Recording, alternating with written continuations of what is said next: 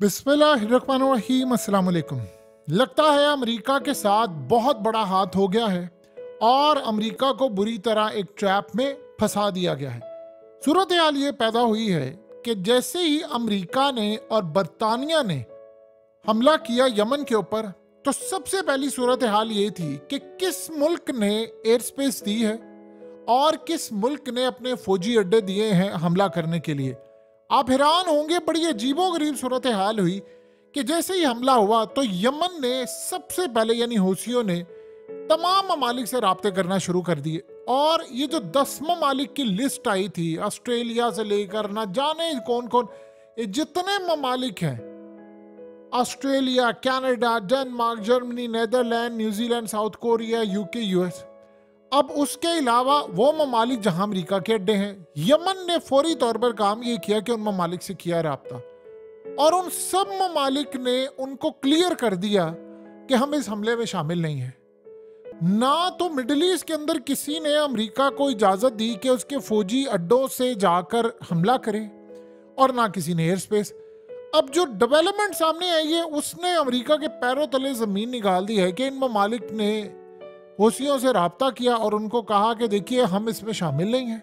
ये सिर्फ और सिर्फ अमेरिका ने किया और बरतानिया ने किया। अब कहानी ये पता चली कि जी ये कहां से तैयारे उड़े हैं, और तैयारे उड़े हैं साइप्रस से उड़कर आए हैं। और गालिबन ये अब देखना है कि क्या उसको मिस्र ने अपनी एयर स्पेस दी है या नहीं, इस बारे में अभी यमन ने ऐलान कर। लेकिन यमन ने कहा है, हौसियों ने कहा है कि हमने पता चला लिया, हमने सबसे बातचीत कर ली है। उन्होंने कहा दी हम इसमें शामिल नहीं है। ये अमेरिका ने किया था, ना तो हमारी एयर स्पेस इस्तेमाल की गई है और ना ही हमारी जो फौजी अड्डे हैं वहां से हमला ये हुआ है। लिहाजा हम इस सारी सूरत हाल के अंदर कोई कसूरवार नहीं है। और पता ये चला है कि ये दूर से यानी बरतानिया के जो जहाज आए थे और ये सारे हमला करने आए थे, वो साइप्रस से उड़े हैं और वो वहां से उड़े थे और रास्ते के अंदर उनको 2 दफा रिफ्यूल किया गया है, क्योंकि किसी भी मिडिल ईस्ट के अंदर जहां पर अड्डे हैं उन्होंने इजाजत नहीं दी अमेरिका को कि आप ये हमला करें। दूसरे लफ्जों में सबने अमेरिका का साथ छोड़ दिया और अमेरिका को बुरी तरह फंसा दिया इस ट्रैप में। उस जंग के अंदर उन्होंने घुसा दिया अमेरिका को कि जो खतरनाक है। अब अमेरिका की स्ट्रेटजी ये थी, उसको ये लगा था कि भाई हम इस बार इन पर हमला करेंगे 2016 की तरह। यमन पर हुआ ये था कि यमन ने 3 मिसाइल मारे थे 2016 में। इन्होंने उनकी जाकर तकरीबन 3 रडार साइट्स तबाह कर दी और उसके बाद यमन ने दोबारा हमला नहीं किया।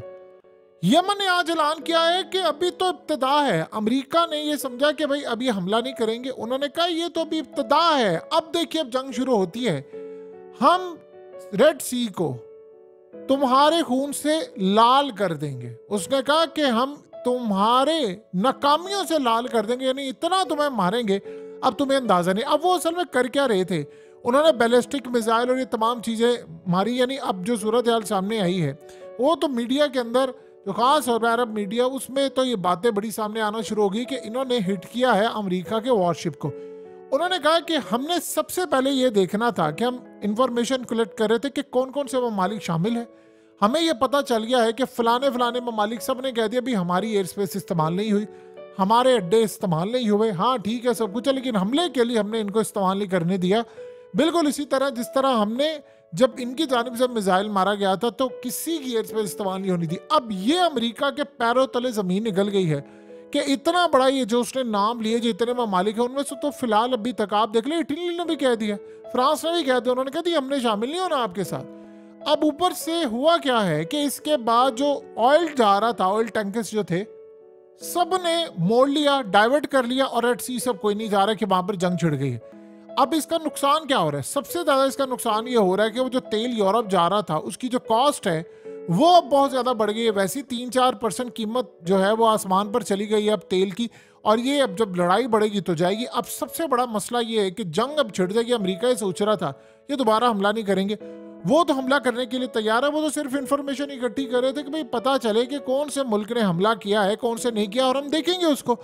अब इंटरेस्टिंग मामला ये है कि उन ममालिक ने आगे बढ़कर सूरत हाल जो दिखाई है वो बड़ी अजीबोगरीब है। उन्होंने कहा दी हम साथ नहीं है और हम इस, यानी सऊदी अरब ने तो क्लियरली कह दिया, उसने कहा कि ये तो बड़ी अलार्मिंग सिचुएशन है। चाइना भी खड़ा हो गया अमेरिका के खिलाफ।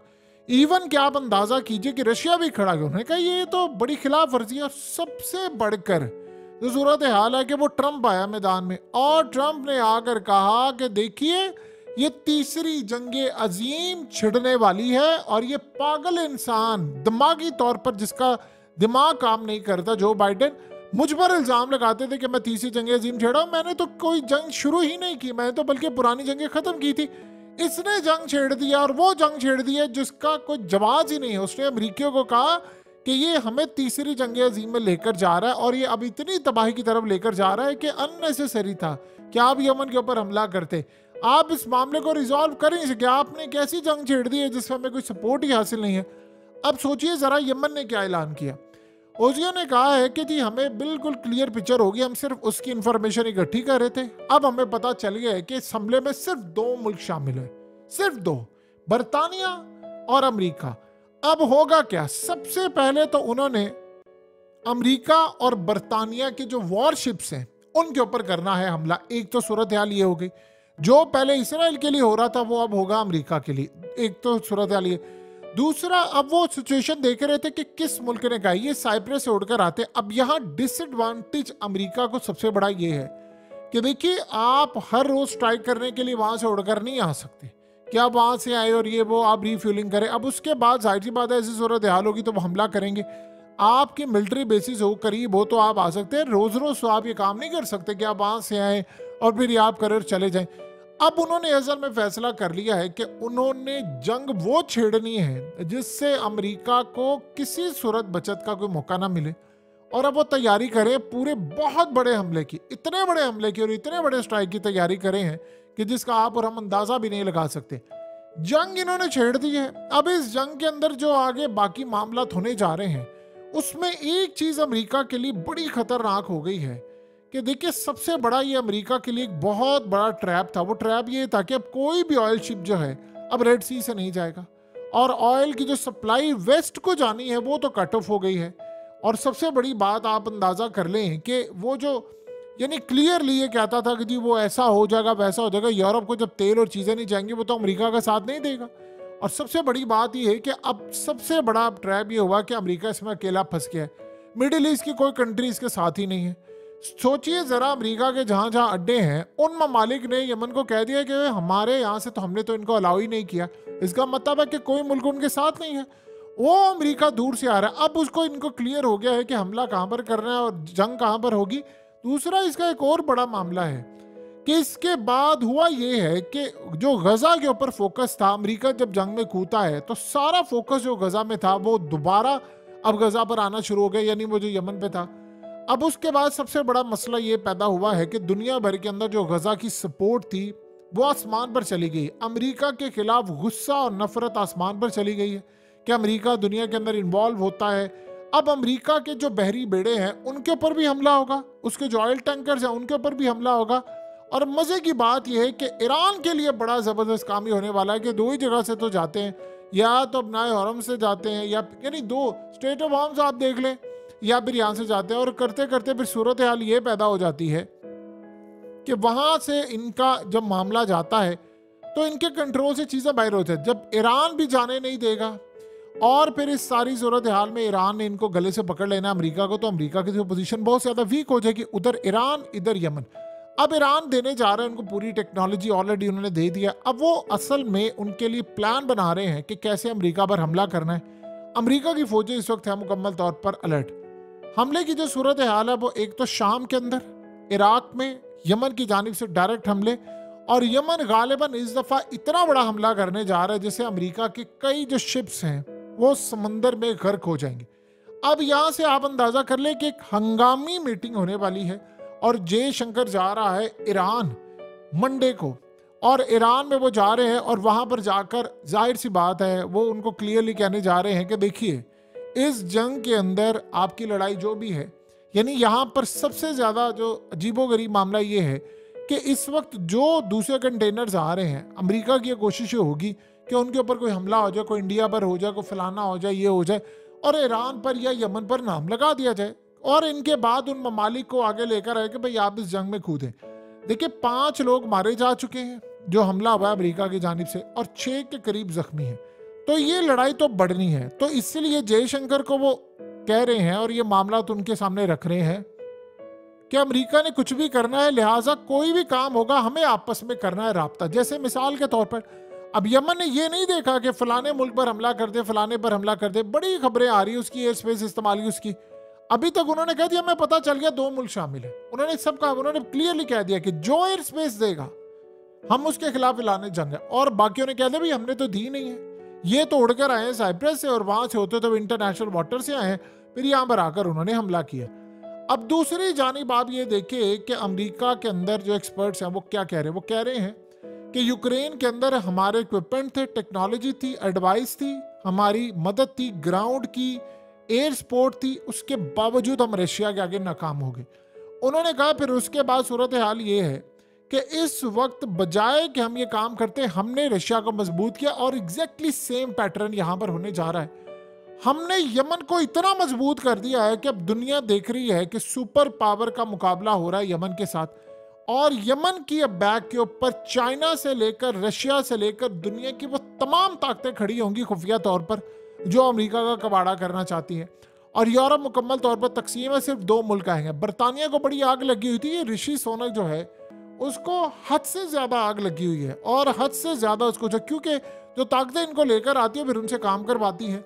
यूरोप का जरा मामला डिफरेंट है, वहां सूरत हाल ये पैदा हो गई है यूरोप के अंदर कि यूरोप के जो लोग हैं वहां पर इलेक्शन चूंकि होने जा रहा है, वो जंगों से ऑलरेडी तंग आए पड़े। यूक्रेन की जंग के अंदर वो कहते हैं कि हमने ऑलरेडी बर्बादी अपनी कर ली है, तो उन्होंने अमेरिका का साथ नहीं दिया। अब ये करते करते यहाँ पर ये मामला हो गया है कि अब ये निशाने पर आएंगे यमन के, यानी जितने टैंकर्स हैं अमेरिका के और अमेरिका की जितनी जितनी चीजें हैं वो इस खिते से गुजरनी है और उनके लिए गुजरना महाल होने वाला है। ये सबसे बड़ा अमेरिका के लिए जो झटका है वो ये तैयार है।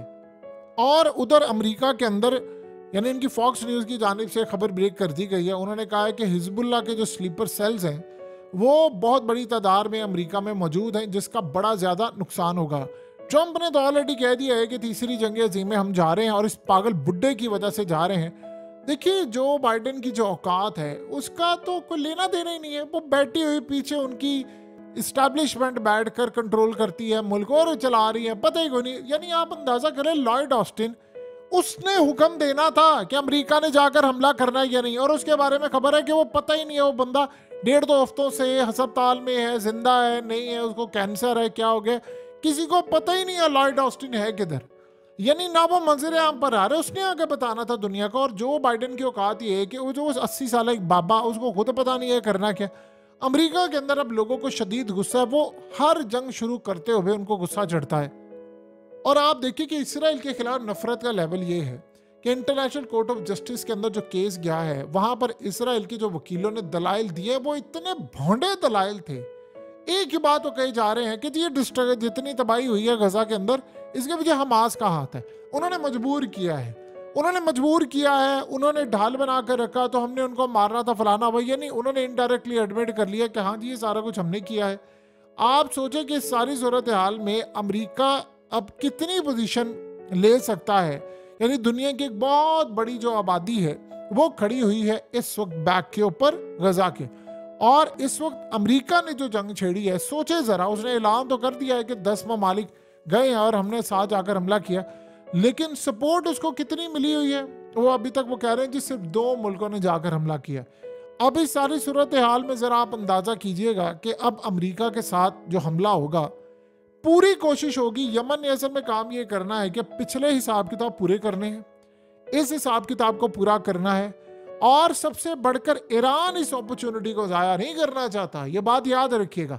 चाइना भी ये चाहेगा कि अगर अमेरिका को हमने यहाँ पर फंसाया, मार खाता रहा, तो उसके बाद ताइवान की साइड पर ये नहीं आएगा, क्योंकि अगर अमेरिका को यहाँ पर शिकस्त हो जाती है तो उसके बाद ताइवान को पता चल जाएगा कि अगर ये छोटे से मुल्क के साथ लड़ाई नहीं कर सकता तो फिर हमें बचाने के लिए क्या आएगा। फिर यूक्रेन वाले मामले पर रशिया चाहेगा कि हम अमेरिका को इधर इंगेज कर दे पूरी तरह कि वो वहां पर आ ना सके।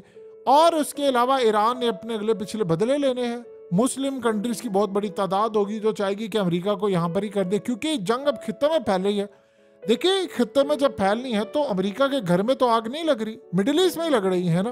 तो मिडिल ईस्ट में जब आग लग रही है तो इस सारे मामले पर बताइए कि बाकी ममालिक को चाहेंगे जिन्होंने अपने अड्डे और एयरबेस नहीं दिया कि भाई आपने काम करना है, क्योंकि अब सबको पता चल गया वो लड़ाई खत्म हो गई है। जो अड्डे देता है हमले उसके ऊपर होना शुरू हो जाते हैं। तो अब सारी सूरत हाल का लुबे लुबाब ये है कि एक बहुत बड़ी लड़ाई जो है वो होने वाली है, लेकिन शायद हम तारीख में कभी देख नहीं पाए सही तरह के अमेरिका के साथ होता क्या। इस दफा नुकसान अमेरिका का बहुत ज्यादा होने वाला है और उन्होंने वो गलती कर दी है जो शायद उनसे करवा दी गई है बड़ी ताकतों ने।